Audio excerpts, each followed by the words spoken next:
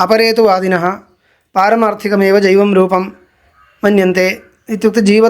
जीवत्वविशिष्टश्च पारमार्थिक एव तर्हि इदानीं परमात्मा ऐक्याभिप्रायेण इत्यपि नापेक्ष्यते यथा श्रुतं द्वैतवादिनां मतम् इति द्वैतवादिनां मतम् इत्येव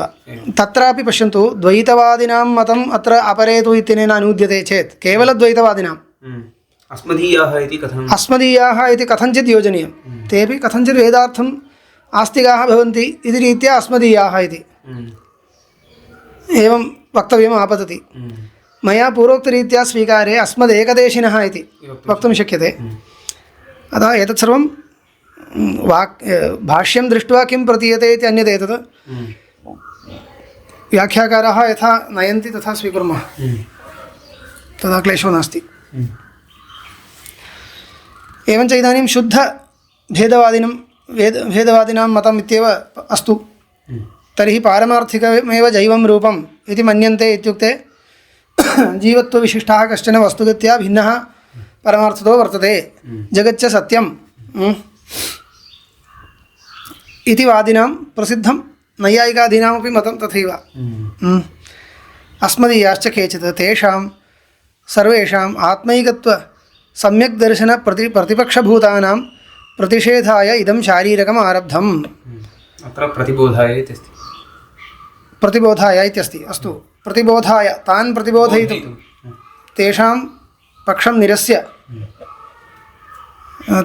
तान् बोधयितुम् आत्मैकत्वं बोधयितुमेव शारीरकं शास्त्रम् इदम् आरब्धम् अस्ति तदेव रत्नप्रभायाम् उक्तं शारीरकमेव उत्तरम् इत्याह अपरे तु इत्यादिना आत्मैकत्व सम्यक् दर्शन प्रतिपक्षभूतानां प्रतिषेधाय इदं शारीरकम् आरब्धम्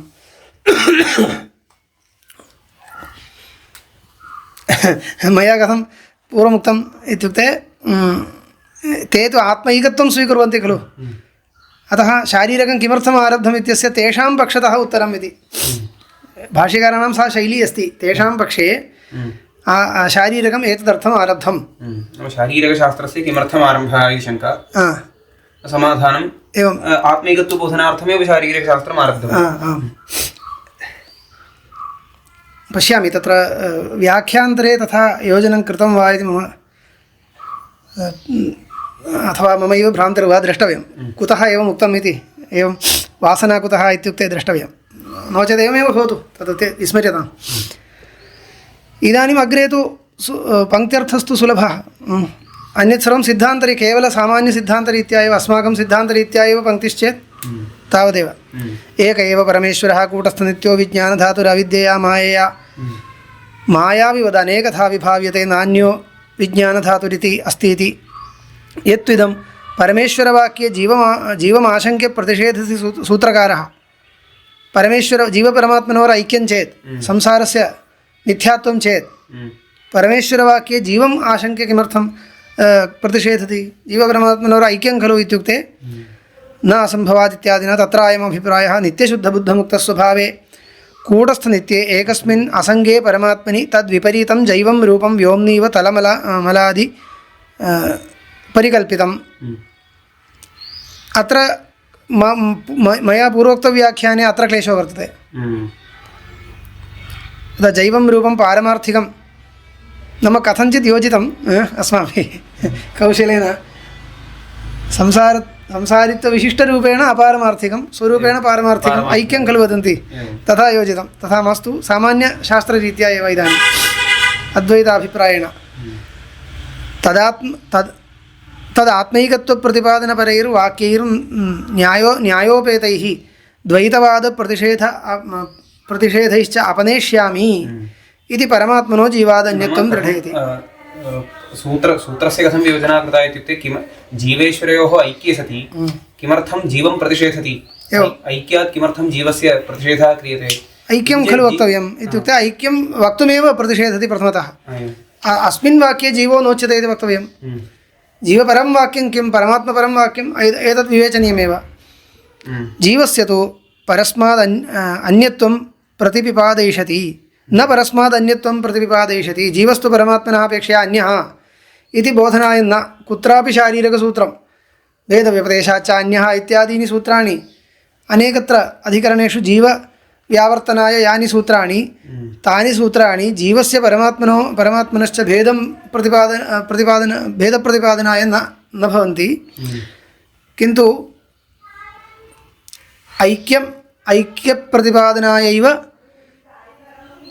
भेदप्रतिपादनं भेदेन प्रतिपादनम् इदं मया पूर्वमेव एकवारम् उक्तं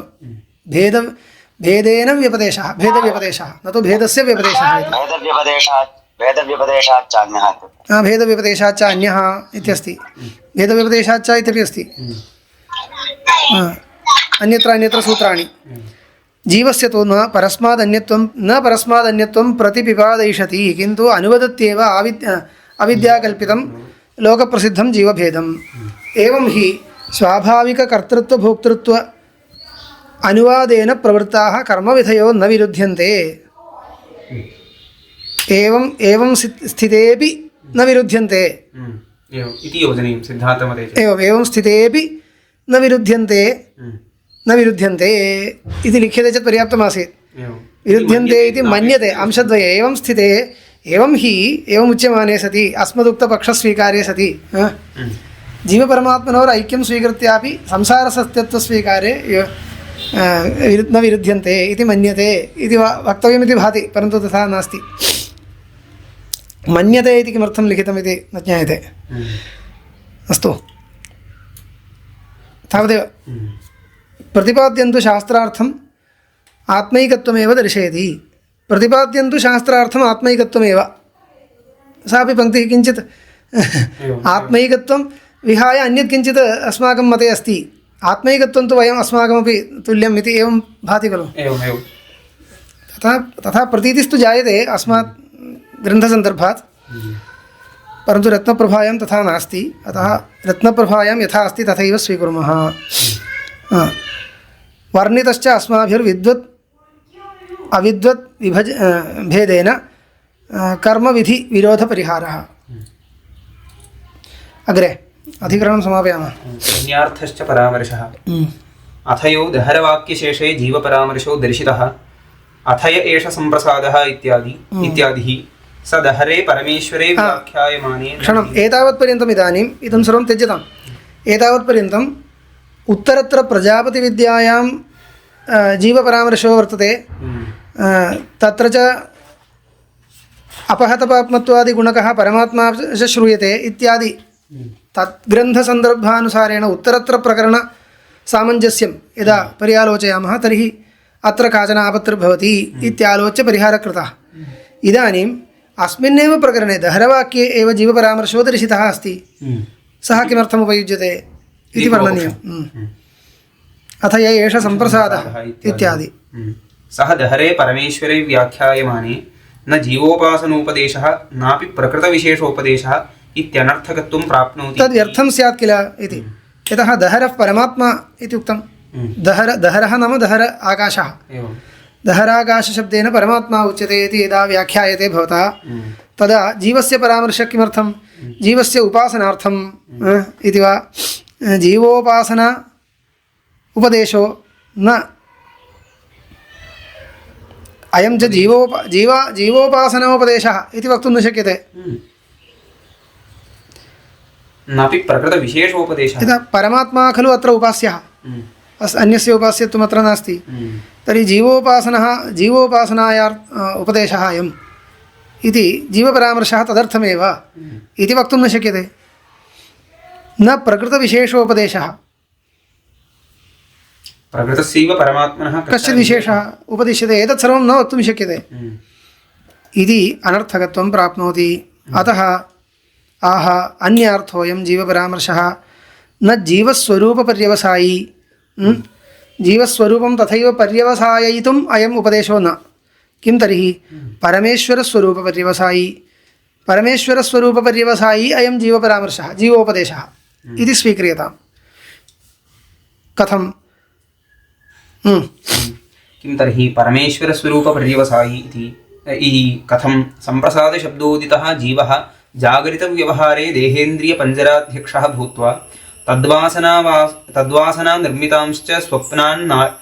स्वप्नान् नाडीगोचरः अनुभूय श्रान्तः शरणं प्रेप्सुः उभयरूपादपि शरीराभिमानात् समुत्थाय सुषुप्तावस्थायां परं ज्योतिराकाशशब्दितं परं ब्रह्म उपसम्पद्य विशेषविज्ञानवत्वञ्च परित्यज्य स्वेन रूपेण अभिनिष्पद्यते। एतत् प्रतिपादनाय पुनः एकवारं कथं सम्प्रसादशब्दोदितः जीवः जागरितव्यवहारे देहेन्द्रियपञ्जराध्यक्षः भूत्वा तद्वास नाम स्थूलसूक्ष्मशरीराध्यक्षः भूत्वा तद्वासनानिर्मितांश्च स्वप्नान् नाडीगोचरः अनुभूय नाड्यां स्थित्वा स्वप्नं पश्यति इत्यस्ति। पुरीतन्नाडी अन्या नाडी उक्ता, तद् न पठितं खलु, अत्र अस्ति, सर्वं वर्तते। अनुभूय श्रान्तः शरणं प्रेप्सुः उभयरूपादपि शरीराभिमानात् समुत्थाय स्थूलशरीराभिमानात् सूक्ष्मशरीराभिमानात् च समुत्थाय सुषुप्तावस्थायां परं ज्योतिराकाशशब्दितं परं ब्रह्म उपसम्पद्य विशेषविज्ञानवत्वञ्च परित्यज्य स्वेन रूपेण अभिनिष्पद्यते। सुषुप्तावस्थायां यदस्य उपसम्पत्तव्यं परं ज्योतिः येन स्वेन रूपेण अयम् अभिनिष्पद्यते स एष आत्मा अपहतपात्मत्वादिगुणः उपास्यः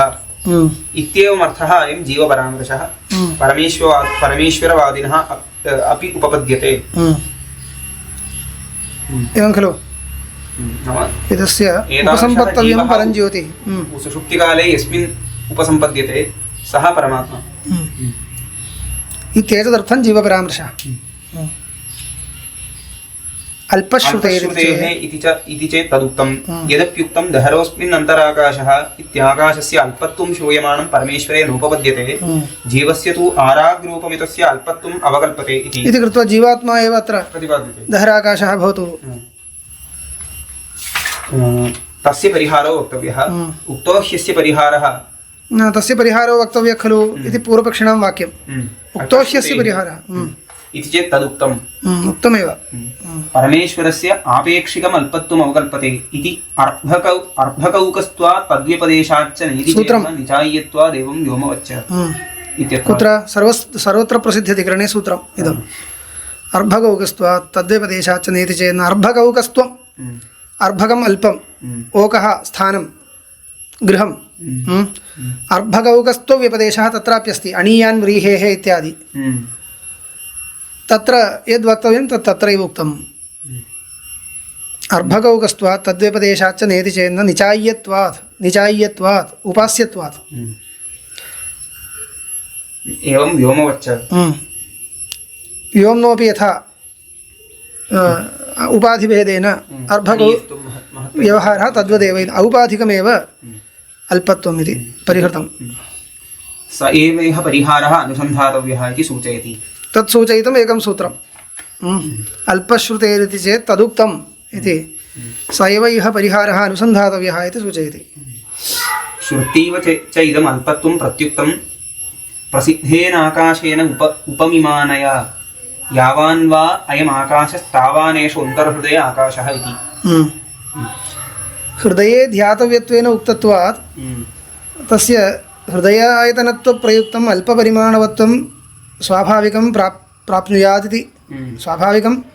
प्राप्नुयात् इति न प्राप्नुयात्। तत्परिहाराय उपमानोपदेशश्च कृतः। यावान् वा अयम् आकाशः तावानेषः अन्तःहृदये आकाशः। तत्र हृदयायतनत्वप्रयुक्तम् अल्पपरिमाणवत्वं तत्र न ध्येयं। हृदयाय परिमाणप्रयुक्तम् अल्पायतनत्वम् औपाधिकं तु अस्ति, परन्तु तस्य ध्येयत्वं नास्ति। तदत्र न ध्येयं। यदि तदपि ध्येयं स्यात् तर्हि उपमानवाक्यं व्यर्थं स्यात्। यावान् वा अयम् आकाशः तावान् एषो अन्तर्हृदये आकाशः इत्यनेन हृदयायतनत्वप्रयुक्तम् अल्पपरिमाणवत्वं बाधितमेव खलु इदं वाक्यम्। एतादृशं वाक्यं वर्तते इति अनेनैव कारणेन तत् स्वाभाविकं न औपाधिकं तिष्ठतु तत्र हृदयपरिमाणवत्वं दहरत्वं, परन्तु दहरत्वेन चिन्तनीयमिति नास्ति। दहरत्वेन चिन्तनीयत्वं नास्ति। किन्तु द्यावा पृथिव्यादिमत्वं तत् चिन्तनीयं। श्रुतीव चेदम् अल्पत्वं अल्पत्वं प्रत्युक्तं प्रसिद्धेन आकाशेन उपमिमानया प्रसिद्धेन आकाशेन उपमिमानया उपमिमाना इति शब्दो श्रुत्या उपमिमानया श्रुत्या एव यावान् वा अयम् आकाशस्तावान् एषः अन्तर्हृदय आकाशः इति अस्तु प्रकरणं वस्तुगत्या बहु वर्तते तत् स्वयमेव पठनीयम् इति भाति इदानीम् अष्टमाध्याये पूर्णम् इदमेव यतः मध्ये अनेके अंशाः तत्र आयान्ति अतः सर्वं पठ्यते चेत् इदानीम् एकं दिनं तदर्थमेव उपवेष्टव्यं स्यात् अतः मास्तु अपेक्षितानि वाक्यानि अत्रैव आगतानि स्थितिस्तु ऊहितुं शक्यते परन्तु एकवारं द्रष्टव्यम् उपकोसल न किं प्रजापतिविद्यायां तत्र परस्परसंवादादिकं सम्यक् अस्ति एकवारं पठितुं शक्यते अनन्तरं पश्यामः ओम